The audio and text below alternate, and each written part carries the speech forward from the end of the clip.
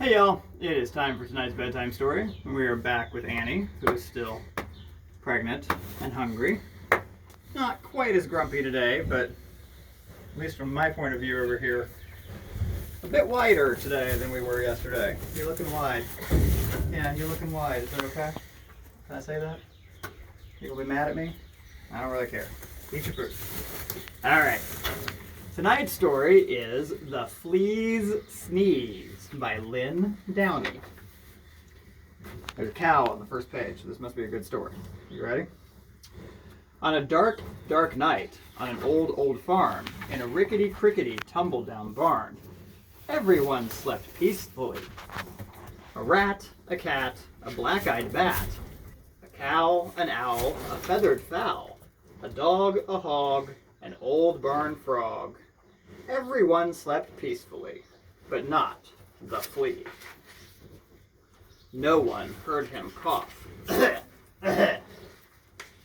Not even the mouse he used for a house, or the rat, or the cat, or the black-eyed bat, or the cow, moo. Yeah, that'd be you.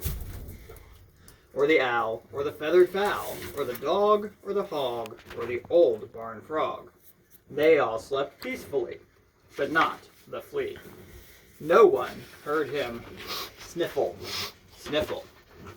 Not even the mouse he used for a house, or the rat, or the cat, or the black-eyed bat, or the cow, or the owl, or the feathered fowl, or the dog, or the hog, or the old barn frog. They all slept peacefully, but not the flea. No one heard his garbled plea.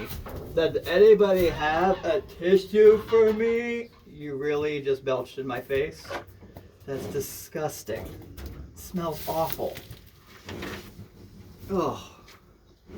Not even the mouse he used for a house, or the rat, or the cat, or the black-eyed bat, or the cow, or the owl, or the feathered fowl, or the dog, or the hog, or the old barn frog. They all slept peacefully, but not the flea. Then suddenly, before he could cover his snoot, achoo! It scared the rat, who cried, boo-hoo! And woke the cat, who hissed, meow!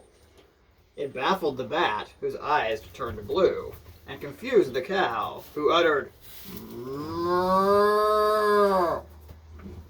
You're supposed to make that noise on cue. You missed it. It outraged the owl, who hollered, hoo, hoo, and flustered the fowl, who crowed, cock-a-doodle-doo. It daunted the dog, who barked, woo, and sprayed the hog, who screamed, ew, and reminded the frog of his old nephew. But the mouse the flea used for a house kindly gave him a tissue. The flea wiped his nose, and before his eyes had even closed, he began to doze. For the rest of that dark, dark night on the old farm in the rickety-crickety tumble-down barn, everyone slept peacefully. The flea and the mouse he used for a house, the rat, the cat, and the black-eyed bat. The cow, that'd be you. Did you sleep peacefully? Still eating, okay. The cow, the owl, the feathered fowl, even the dog and the old barn frog. Everyone slept just like a log, except the hog. No one heard his garbled wheeze. I think I'm gonna sneeze. The end. See, the flea should have covered his mouth because he got the pig sick. Can't have that happen.